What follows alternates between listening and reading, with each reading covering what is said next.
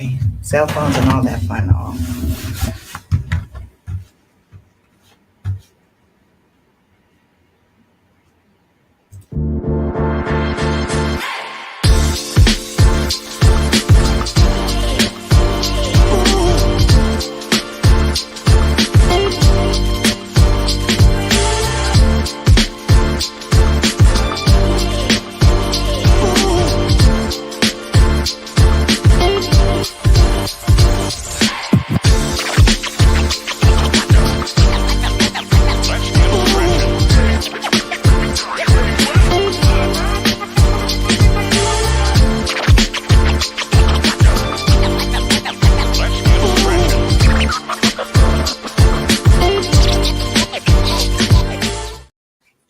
Welcome, welcome, welcome. Happy New Year. Welcome back to another information packed episode on Ready, Set, Real Estate. I am so happy to be here.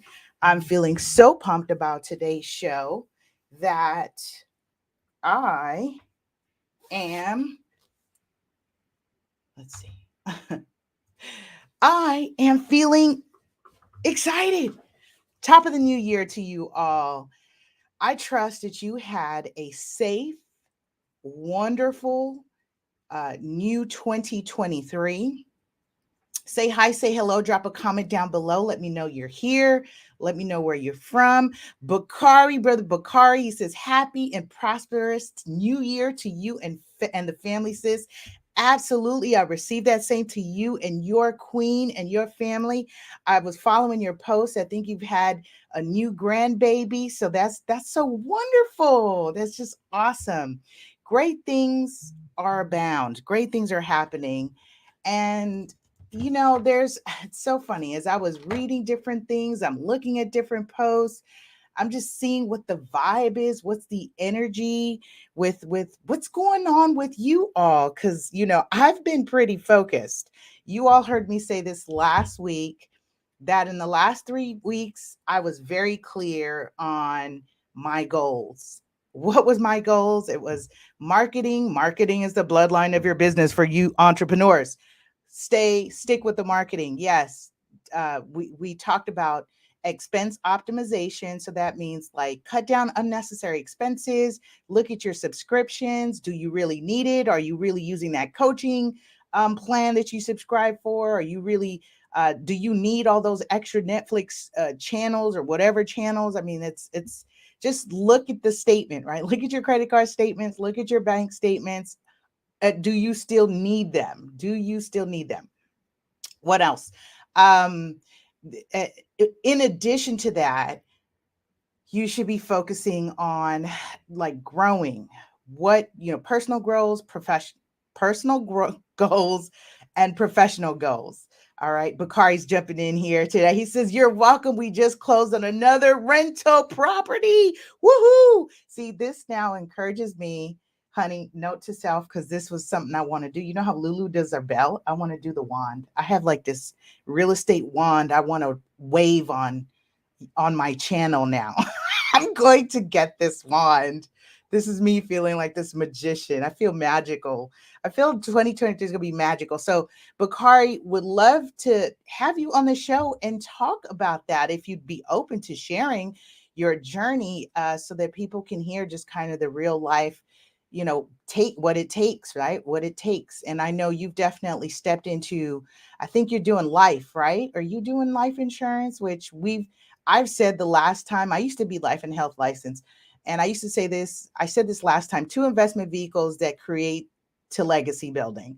It's real estate and life insurance. You buy life insurance because life insurance is love insurance. When you when you receive payment of the claim, right, you go buy more life insurance and you buy more real estate. It's just cyclical. I think it's a wonderful formula. It's easy.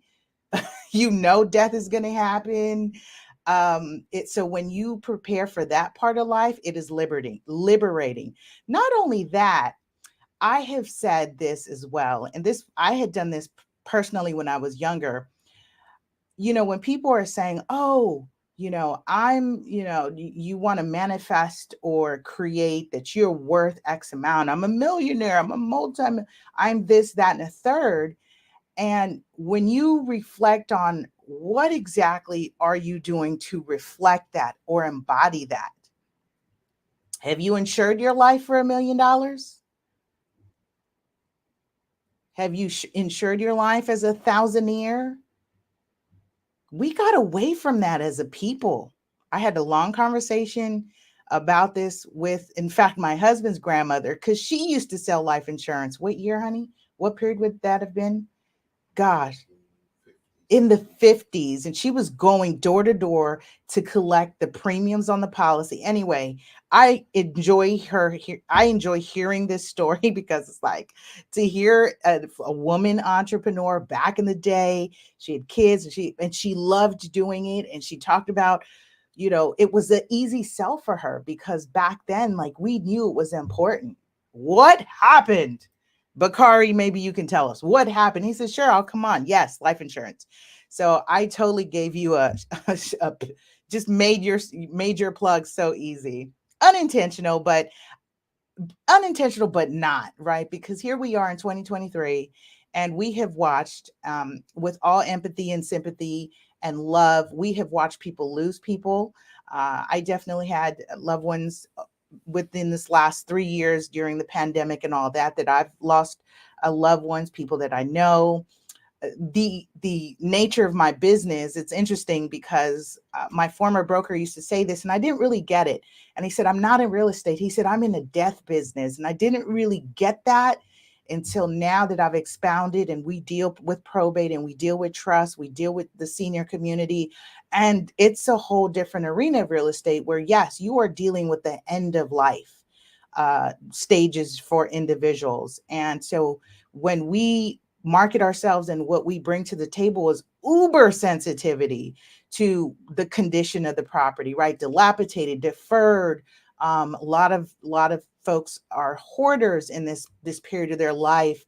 They've got, various conditions, both physical and mental, that have affected their faculties and being able to realize the things that they're doing. Anyway, I feel like I'm on a soapbox, but this is the right place to do it. This is the right place to do it. All right. So we did talk about, let me just jump into this. We have a great show. I'm going to share my screen shortly. We are on what episode are we on? So, new rules in real estate. Oh, yes. So, new rules in real estate.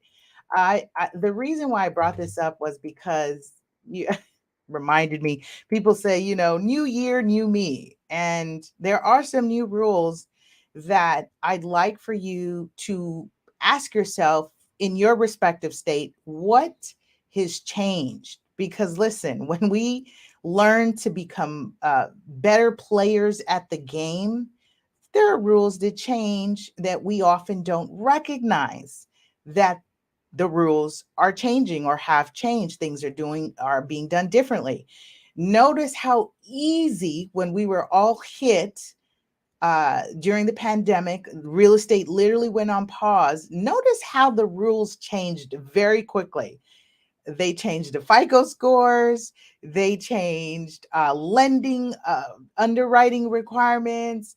Um, they changed they changed the systems. In fact, they stopped the clock of counting days on the market. Oh my gosh, how many more changes? There were so many different changes that came about. So I implore you to identify in your jurisdiction, in your locale, where you're from, what are those changes? Okay, let me catch up with Bakari's comment here. He says, thank you. Life insurance is an inexpensive wealth creating and transferring tool.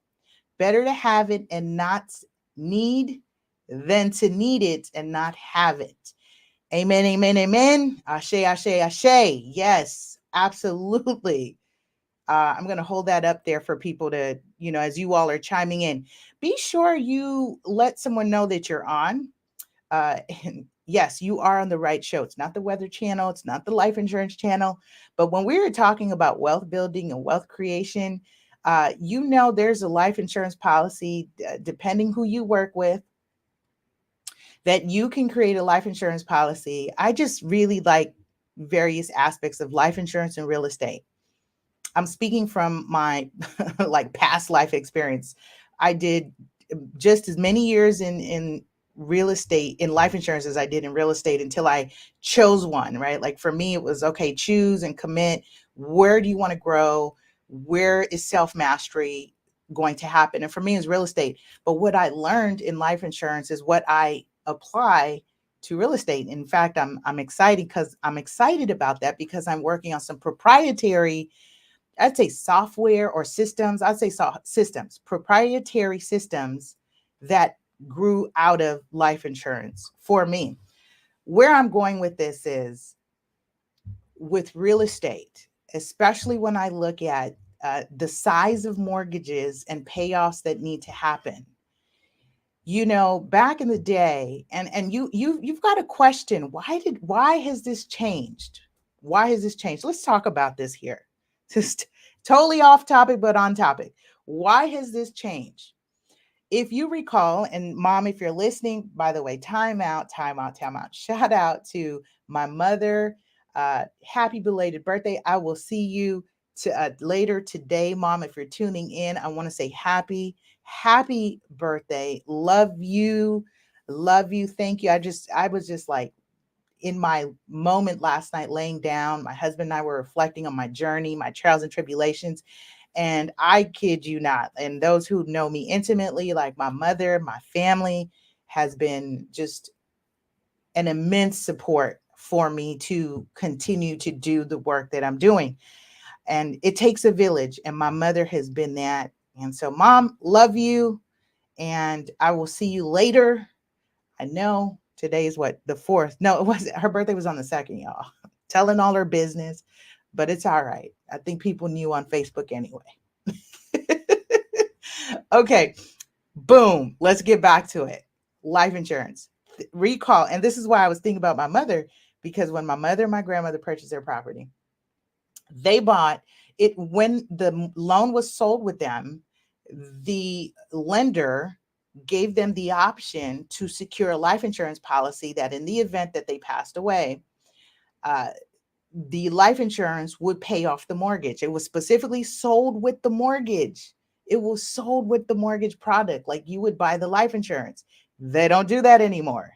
They don't do that anymore. Uh, so I wonder, like for me in this business, because I know mortgages is new debt, creates new money. We're in a capitalistic country. This is, or economy or system. This is how it works. Because if you have people buying life insurance, their loved one passes away, meaning the property owner, the borrower passes away, and then the policy pays off the mortgage, that means the next of, kin, heir, beneficiary, the benefactor receives real estate, real property, something that appreciates in value. In fact, something that doubles in value every what? 10 years? They receive that free and clear if they use an instrument like a life insurance. They don't sell those anymore. Like they don't sell dividend. There aren't too many dividend paying life insurance policies either. If you have one of those from way back in the day, like your grandparents or your great grand family members who have dividend paying life insurance policies, like they were hip to something. They don't sell those anymore. Anyway, so that's my whole spiel. I left that up here because for those of you who, I think it's well said. I don't need to re-say what Brother Bakari has said just now about the importance and significance of life insurance. All right. I said what I said. Okay. All right. Here we are, 2023. Let's talk about those goals, and similar to what we just said right now. 2023, write down those goals, write down those goals. For me, we've mapped out what our plans are for 2023. You'd be happy to know that we will be bringing 2 types of our trainings and workshops. So for those of you, let me just do this real quick. For those of you who are new to me, welcome. Thank you for joining us. Thank the person for turning you on to me, who let you know about Ready Set Real Estate. But my name's Lisa Gillett, not but, and I'm very particular with words, as you learn, right?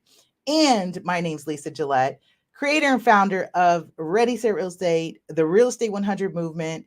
Yes, still have been out here teaching and training up our young scholars ages 10 and up who have been learning real estate literacy through our program, through our boot camp. We've revamped. In fact, this summer, I am happy to announce we will be hosting our boot camp. So I've normally done it in collaboration and partnerships with other. I think I want to now do like my first exclusive boot camp, and I'm excited about this. This is something we are lining up. I will be doing 4 weeks. I'm likely going to take no more than 20, no more than 20 young scholars will be with me for a Saturday of 4 weeks. We're looking to do this either towards the summer.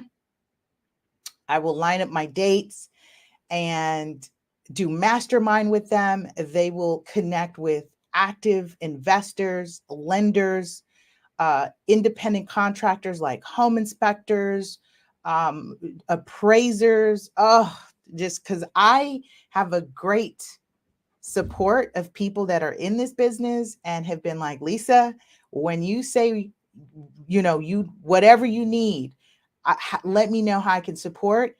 As you are listening to this, I'm calling on you. So this is the year. This is the year it's going to happen. I'm really excited. So we are going to do our exclusive youth real estate boot camp. And that way it's just focused on real estate. When I've done it in collaboration with others, it's either been in alignment with tech or in alignment with some other program that they are learning, and they get to learn real estate literacy to that.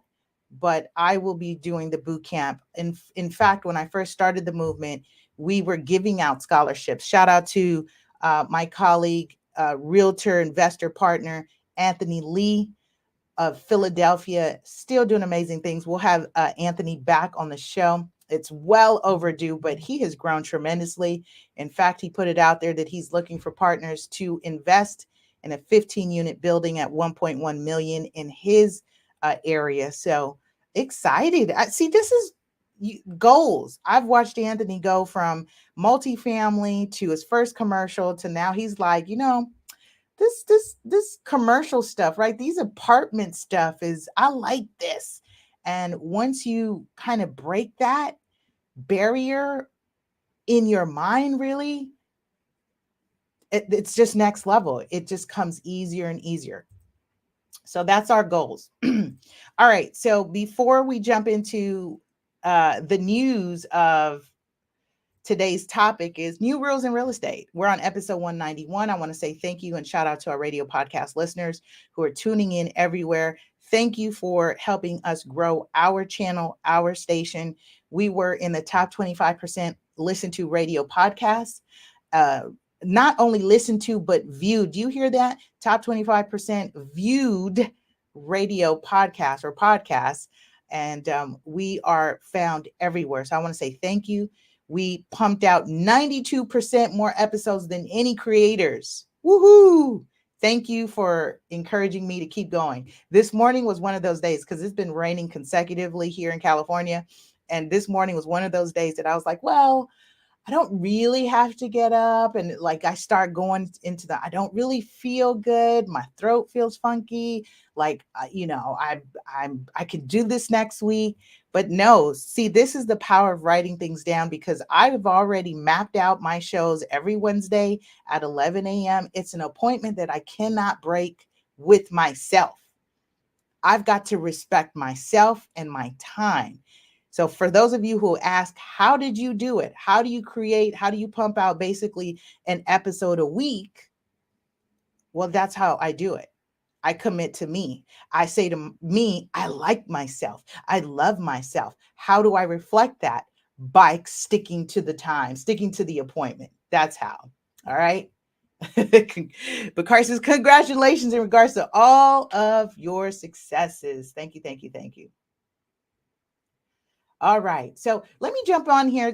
Claude, he says, my dear, I need a business investor. Please, can you help me out? Well, send me a DM. So he says he's a company owner of a choice ice cream company. Okay, cool. Listen, that's awesome. We've got all types of investors and people and opportunities. I suggest you be very discerning of who you connect with, do your research and, see if it's a good fit for you. All right, let's see here. Okay, screen share. Let me set us up for our screen share. First, I've got to, you know what? Let's do this. We've got a sponsor. We'll be right back after today's sponsor. Do you have properties that need to be maintained? For professional services that guarantee your property will stay safe and secure, Omnis Property is the team you want by your side. As a company, we pride ourselves on our best-in-class professionals, equipped with the latest technology for all your end-to-end property preservation needs. That means that from start to finish, our expert team can handle everything from accurate assessments to preservation projects of all sizes. Save money and time by working with leading experts that understand your needs and are committed to premier service. Get started today by contacting us for your project estimate. Visit www.omnispreservation.com or call 310-957-9132. Easy enough. Thank you. Shout out to Omnis Property Solutions. Check them out at omnispreservation.com, making you shine and look like a superstar that you are when you can help your clients move things along. I'm telling you, real life, huge fan because I've seen the work and it's always great when you know firsthand. I know firsthand. So thank you to Omnis Property Solutions. In fact, they are growing. So I will ask them to give us the details of, they are expanding to inspections, so property inspections. So I will ask them to give us the new information so that way we can have that information updated on the show as well. So if you are looking for professional home inspectors, reach out to them as well. They are excellent for that. I'm talking about experience, diligence, eye for it. This is where this is a team that you want to build for yourself when you're investing or purchasing in a property. And if you're on the seller side, right, just kind of know firsthand what the buyer's likely to find and uncover in your house. I can go on and on the importance of inspectors because you're talking about putting thousands. And here in California, our down payments are anywhere from as low as, $6,000 to as high as $100,000 or more, right? So get those inspections done. All right, so I'm in California. I'm a real estate broker in California. Before I jump into this show, let me just give you just my disclaimer. The information provided on this show should not be considered legal or tax advice. Please seek those licensed, reputable professionals, right? Those reputable licensed professionals. Please seek the appropriate professionals regarding your specific situation. Gabish, we got it? Good. All right. I also would like for you to do something for me. When I come on here and I drop all this free real estate game that someone else is charging you hundreds, if not thousands of dollars for, I'm giving it to you here for free as long as you are consistent and paying attention. That's all you got to do. Every Wednesday, there's something I am teaching. I'm usually giving free classes, how-tos, what not to do's, the, flips, flops of real estate. That's what Ready Set Real Estate is. It's not your HGTV where it's shiny, where it's pretty, where it's perfect, where someone buys a home in 30 minutes after picking, looking at 3 and then they choose one and then they get it. That's not what this is about. This is really spotlighting some of the challenges if you don't work alongside people that are looking out for your best interest. That's all I have to say. Doesn't mean that you have to go find an expert. Doesn't mean you have to find someone experienced. I think ultimately you should be aligning yourself with people who are looking out for you. That's one of the things that we discuss and I implore on our young scholars in our real estate trainings and boot camps is how do you determine whether someone is for you? Because that's where it begins. Relationship, building the proper relationship. Got it? Okay, so I do want you to press 1. Let me know you're here because I see we've got a full house. That's awesome. Press 2. Let me know you shared it. So please do that for me. Let me know you're here and you're watching, you're tuning in, and press 2 and let me know you shared it. All right. So let's talk again. I'm California broker. Your state, this is why I'm saying the laws of the land have changed. Laws of the land. Did you realize when I said that there are new rules and new rules in real estate that I was talking about the laws of the land? What is real property? In immovable asset. Can't move it. Real property versus personal property. It's immovable. So the laws of the land, I'll probably this year be talking more about the Constitution when we talk about the laws of the land. That's what happens when you're in law school. The laws of the land are kind of setting our course. So let's talk about these. And I'd love to hear your feedback. Minimum wage has increased, meaning even though the cost of living is still sky high, we're still trying to catch up in wages. So back when I started my first job, I was earning $6.75 per hour. That was 2002. Imagine. Yeah, that's when I first started my first job. I had my first daughter, my first child that was born in 2000. My daughter is now going to be 23. Yes, I have a 23-year-old. Yes, $15.50 per hour is what the minimum wage increase is. Okay. Next, they're legalizing jaywalking. I think this is a significant one, and here's why. Because unfortunately, there has not been positive, and you all know this, so I'm not saying anything brand new unless you've been under a rock somewhere in a box, but there has not been a history of positive relationship between the police and the community, which it is, I would say, working in. I read this book, and I encourage you to read this book or check this out. It's called You Have the Right to Remain Innocent. I have my son reading this book right now. My son is 11, gave him some winter break reading. And so it's interesting the conversations we're having over, your Fourth Amendment, right? Your Fifth Amendment rights and your constitutional rights. And so anyway, legalizing jaywalking has one that the police has oftentimes used to target individuals of underserved communities, minority in particular. I don't really like using that word, but just for the purpose of having this discussion, oftentimes targeting the minority class or group of people. And legalizing jaywalking has been one reason to then open the next door or next issue in Pandora's box of, one arrest or looking up someone's background and just kind of moving them from something very minor to now they're incarcerated for some other matter. And so it's interesting because there are some people, parties, and states that are still a proponent of something like this, like legalizing jaywalking, similar to the stop and frisk laws or rules that we have out here. That can be very detrimental to people who don't know their rights, who don't have access to resources, and aren't protected. So I think this is really good. And essentially, what does this mean? Is that the police can no longer ticket you for jaywalking. If they see that you are crossing the street and you almost cause an accident or you almost get hit, they will then give you a ticket. But if you're crossing and there's no cars, you look left, right, and you bolt across, you hop across, you skip across, or whatever you're doing, you cross without interference of traffic, then there is no issue here. Okay.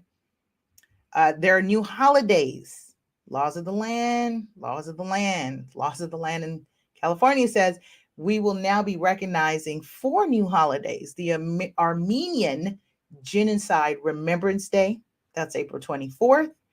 Juneteenth is now being added and recognized as a holiday on June 9th. In fact, I think I'm going to be out in Atlanta this year.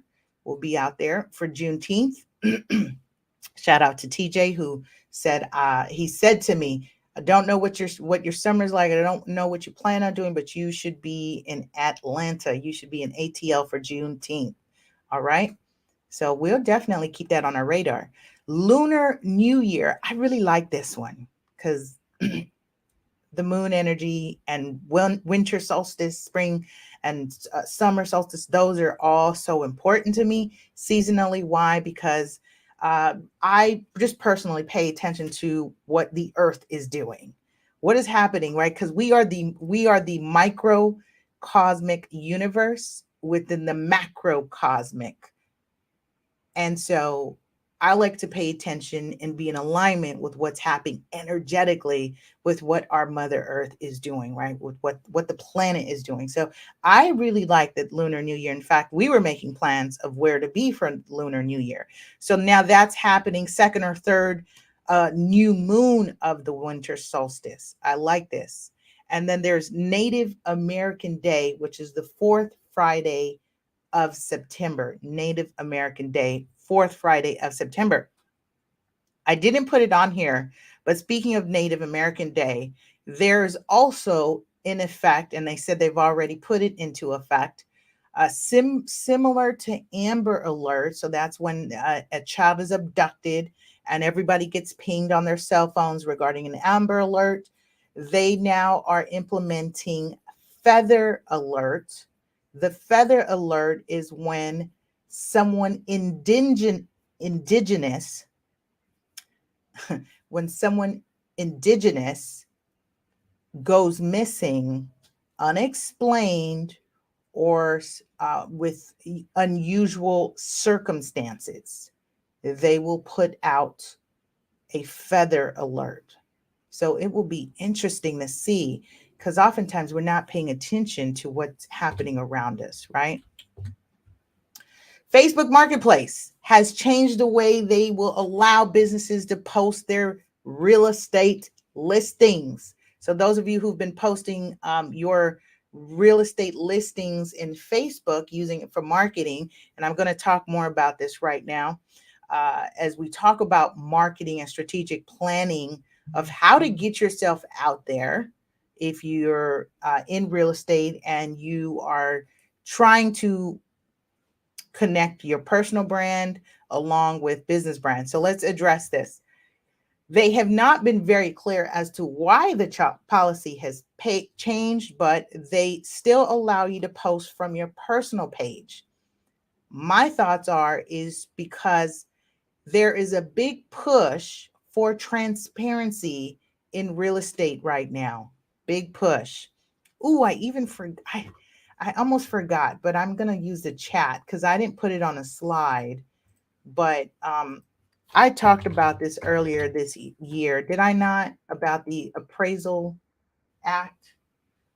I talked about the Appraisal Act. So let me get that here. But let me finish my thought on Facebook Marketplace. Because if you recall in 2016 and 2019, if you weren't aware of this, that Facebook was under heat for its algorithms allowing groups to be targeted by specific demographics. That was in direct violation of fair housing policies. What does that mean? If you recall, when Facebook came up with this wonderful idea for ads and ad campaign, geo targeting, and all that fanciness, it was a big business to be able to say ethnicity of people, location, age, gender, these various demographics that you can create filters for that you wanted to target. And I recall when I was running these ads, and it's so interesting because this year, oh my gosh, there's so much more to talk about because now if you are renewing your license, let me make my notes here. Licensee required to take fair housing education. Okay.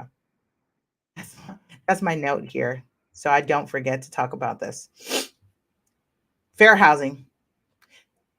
And see, this isn't new. This is now just coming to the surface, the importance and significance of being transparent. There are a couple things that are happening in real estate, in the real estate world, that we are noticing. So there is the transparency in Facebook. So yes, you can still post from your personal profile pages, but they are removing the ability for you to advertise from your business pages in terms of sharing your residential listings, or excuse me, your real estate listings. And this is part of, right, someone has had to mess up, be sued, and then there's corrective action. With that, I will say, let me just pause this slide real quick because I want to talk about this new requirement that's happening here.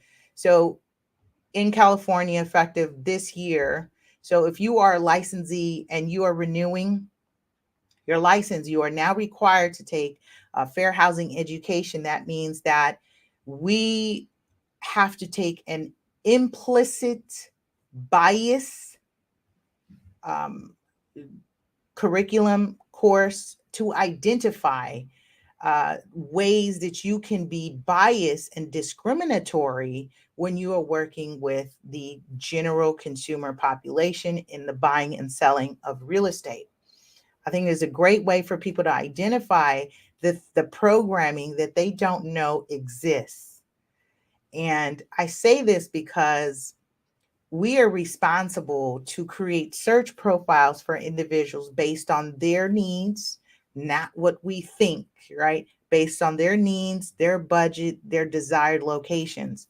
And what we've seen in these last years as a result of the Fair Appraisal Act that was also passed, we're talking about laws of the land, as we've seen, is that it has still been discriminatory and biased when we talk about the valuation of properties for people of color.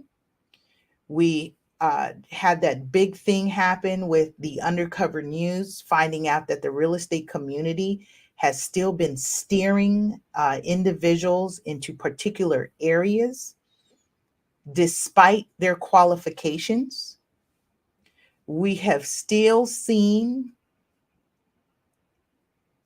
that agents are still choosing not to show every property available to a particular buyer client because they are not earning enough on the sale.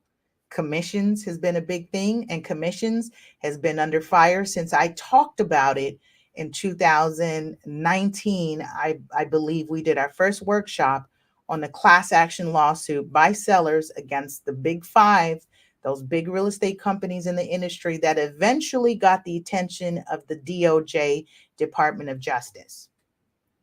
So here you have licensees, the real estate industry is really being scrutinized. And this is why I was careful this 2022 is in our own growth. It's to pay attention to how these new rules and laws are affecting who we bring on board. And when I say bring on board, I mean growing our team, right? We want people who operate from integrity, ethics, are reputable, genuinely care about the community and the population that they're serving, while enjoying what they do in real estate. And the reason I have to be so, my husband's anal about it, right? The reason I have to be so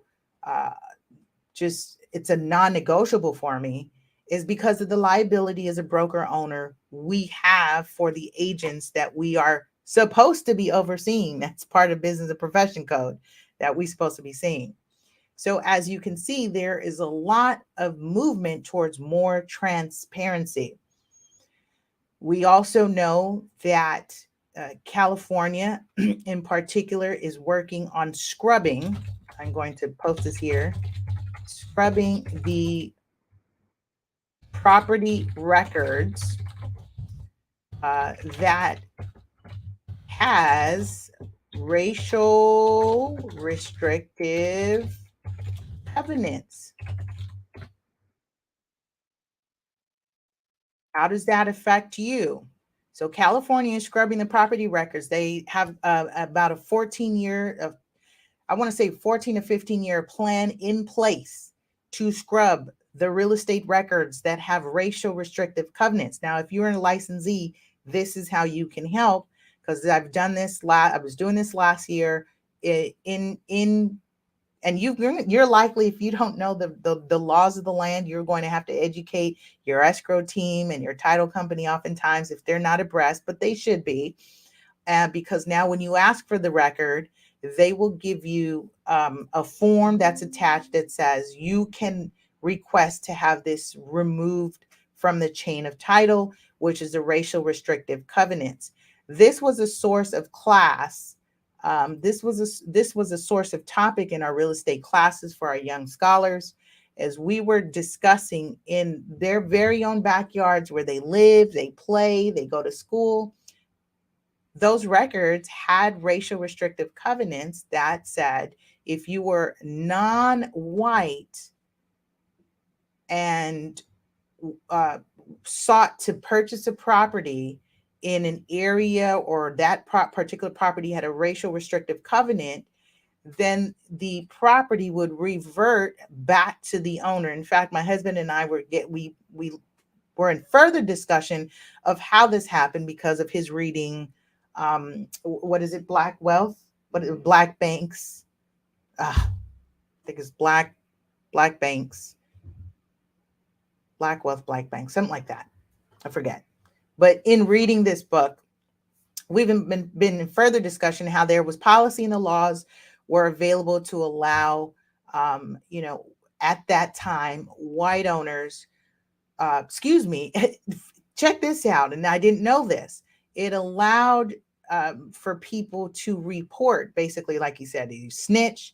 If you found out that the property, for instance, your neighbor's home was sold to a Black family, you were able to snitch, or report that happened, which then would create an action for the original grantor or previous owner to reclaim that property back from that Black family, because it was in violation of a racial restrictive covenant. Covenants are promises.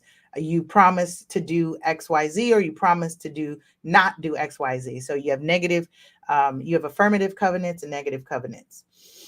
And so with that, we now have a system in place to remove those racial restrictive covenants. I recall there's been some real estate organizations decades ago that were attempting to do this. And they said, oh, it cost too much money. It was not possible. But here we are in 2023, and they're moving forward. The paperwork is in motion. So be on the lookout. If you are a homeowner in these areas with racial restrictive covenants on your title, you will be notified. You'll receive a notice from the LA County, the county recorder's office, the registrar's office, saying that this is what action they've taken, and they've moved it, and they've updated the record. They'll send you a copy and so forth. So I'm like, woohoo for that, because we are in such a renaissance right now.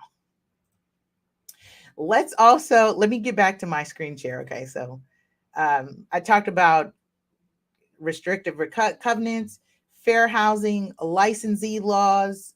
What else? And let's move on. Let's talk about this one here.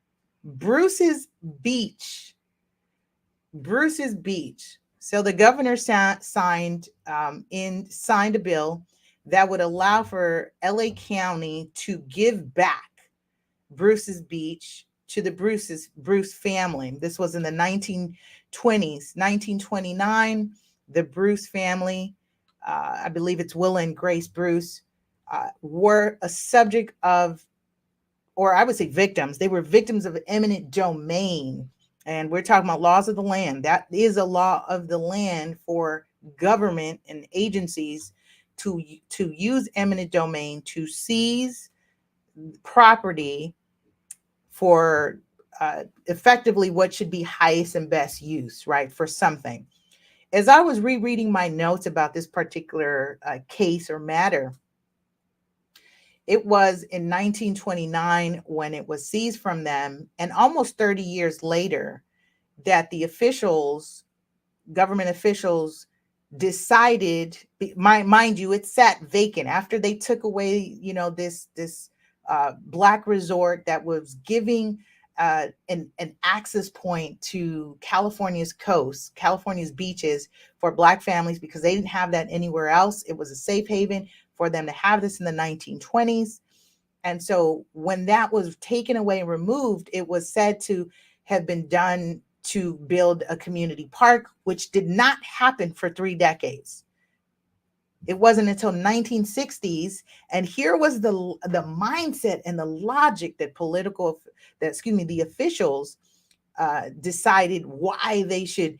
Oh, well, we should build a park here on part of the land that we've seized. And the reason being is because they did not want the Bruce family and those being evicted. They were evicted from the land. They didn't want them to come and pursue them legally for not doing what they said they took the land for. Think about that. Oh, that's disheartening. That is disheartening. I'm not here to hash up, let's say, old wounds and stuff like that, but I think it's appropriate for us to talk about history. Another case I'm following is the one in Palm Springs. There's an area of Palm Springs that Black and brown families were evicted and their homes were seized and burned with no notice. And so that's essentially what created the Palm Springs vacation community or paradise. And I'm following that one closely to see what happens with that, because Bruce Beach has been an example of reparations, right? Of land that was taken really legally at the time, but unethically, right? And this is why it's interesting when we talk about new rules in real estate, is because the laws change with the times. It was perfectly legal to have racial restrictive covenants and not to sell to, people who were non-white. It was perfectly fine at the time to have almost usury rates, predatory rates to people of color who wanted loans to buy homes. It was perfectly fine. So think about this as we're discussing 2023 and the new rules. Now, here's what I want to say about this. And I would be interested to know whether you catch me on the live now or text or post. What is your take on two things in the contract of the negotiation between LA County and the Bruce's family regarding giving back the land? Now, the Bruce family did receive the land. LA County returned it with contract stipulations that said they would lease it back from them for $400,000 per year, with a right to purchase the land at no more than $20 million. However, along with policing powers, again, new rules, laws of the land, policing powers is also known as zoning ordinances, zoning regulations. So mind you, they took the land over the course of time. The land is zoned for a particular use. And essentially, this is what the Bruce family has learned, that even though they got this land back, it is zoned for a particular use that limits their ability to maximize the highest and best use of the land. And therefore, the only viable, reasonable economic option is to sell the land back to LA County at $20 million. That is the breaking news happening within this last 12 to 16 hours, is the Bruce's family have all decided to sell the land back to LA County.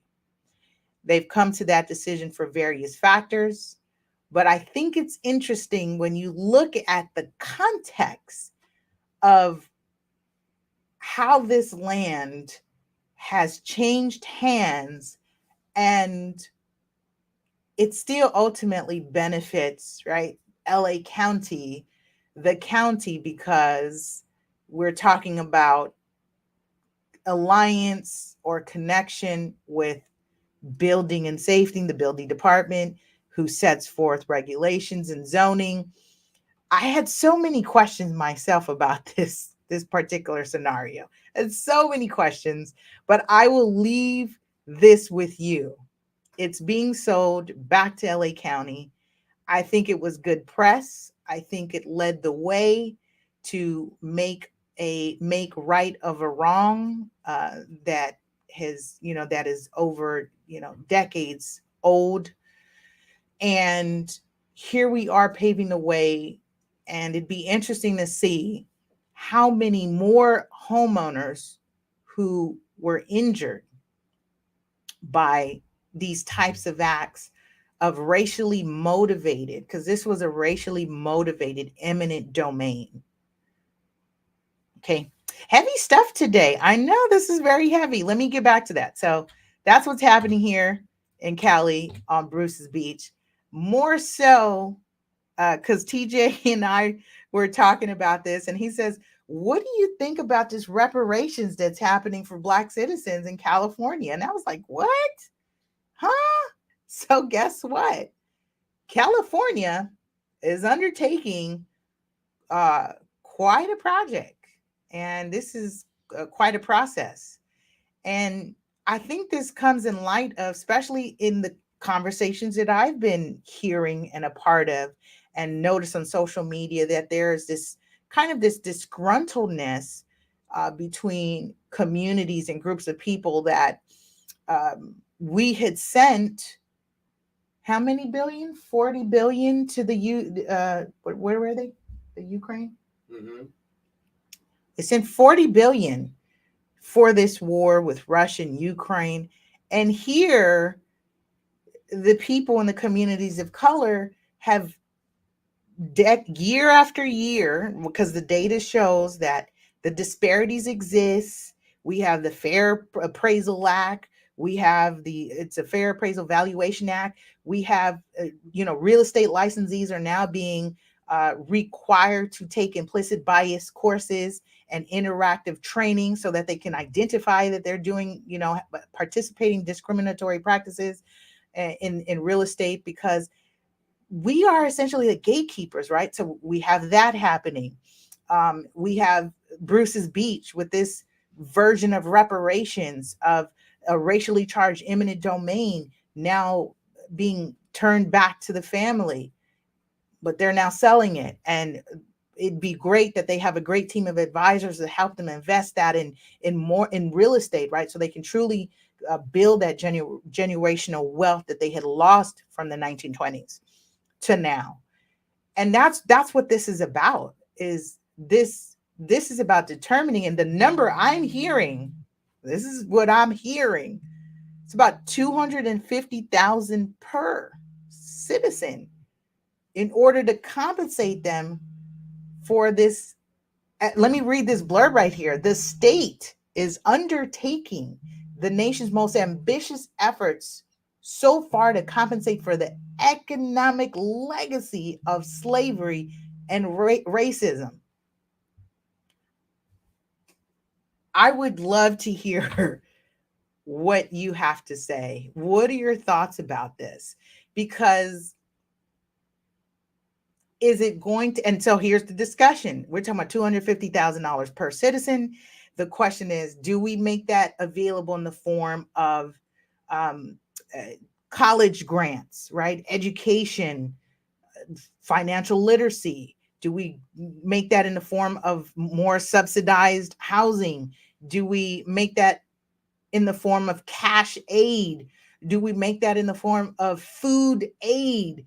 Because listen, for those of you who are from the pull yourself by the bootstrap mentality, there is a real disparity between groups of people that have been that has existed in the creation of our housing. If you haven't checked out The Color of Law and the forgotten history of how our government segregated America, I implore you to add that to your 2023 reading, especially if you're a real estate professional who are selling and discussing products like FHA and VA.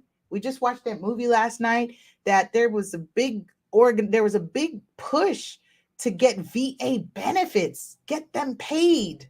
Veterans that had served our country. We're not even receiving their benefits. I mean, there's such a long history of people that it's okay to work, it's okay to sweat, but when it's time for you to receive the benefit, crickets. Anyway, that's what's happening. That's what's happening on 2023's new rules in real estate. Listen, I'm going to wrap this up. I trust you have found this informational and helpful because, as California tends to be a progressive state leading the way, this may set the course for a state near you to be considering things like this, reparations for its Black citizens.